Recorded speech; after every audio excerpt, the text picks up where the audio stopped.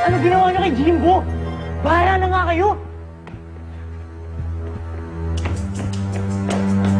Bukas, napuruan ko yata. Ang gabing ko. Huwag ka magpanik.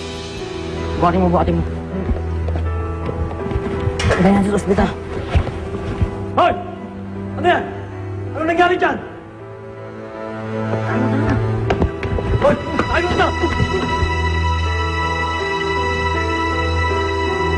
Hoy! Hoy! Daddy? Daddy? Wala dito yung daddy mo. Ano yan naman? Pati na nga. Talaga nasasaktan ka?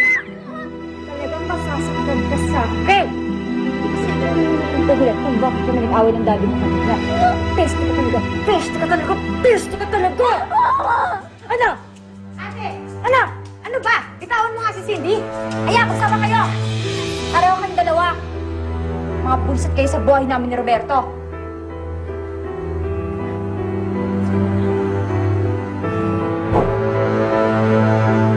Bukas! Tama ba yung ginawa natin kanina? Dapat hindi na natin takbuhan yung gwardya eh. Ewan ko nga rin. Natakot ako eh. Balikan na lang kaya natin si Jimbo. Sira ka ba? Wala na yun dun. Ginawa na ng gwardya yun. Dapat hindi ko ginawa yun.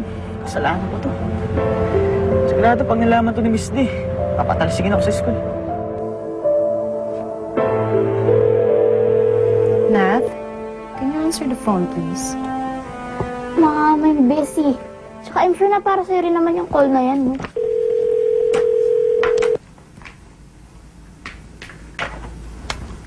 Hello? Yes, this is she.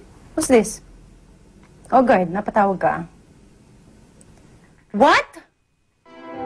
Ano nangyari sa anak ko? Nasaan si Jimbo? Hindi nga natakot ka na. Hindi ako kagaya mo.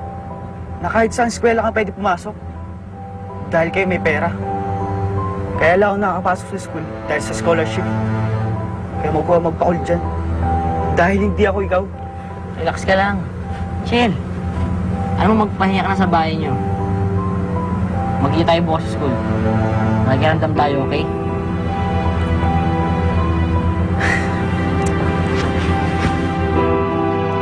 Nag-away kasi ang daddy at mama mo kanina, kaya umalis si kuya. Hindi ko naman alam kung saan siya nagpunta. Pero huwag ka mag-alala, binilin ka naman niya sa akin. Kaya pala mainit na naman ang ulo ni Mama. Alam mo, kasalanan niya rin naman to eh. Kaya huwag nga siyang pikon kung nagagalit ngayon sa kanya si kuya. Si Daddy po ba nagalit nung sinabi sa akin ni Mamang hindi niya ako tunay na anak? Ha? Okay lang po yun, Abs. At least ngayon alam ko na. Kaya hindi na magtataka kung bakit ang bigat-bigat nun sa akin ni Mama. Kung sa bagay, at least ngayon, nasagot na lahat ng tanong mo, hindi ba? Hindi pa po lahat, Abs. Marami pa pong tanong na hindi nasasagot. Katulad ng... Kasi na talagang nanay ko. Kilala niyo po ba siya? Anong pangalan niya? Saan ko siya pwedeng makita? Alam mo, mas mabuti pa, daddy mo na lang ang tanungin mo tungkol dyan, ha?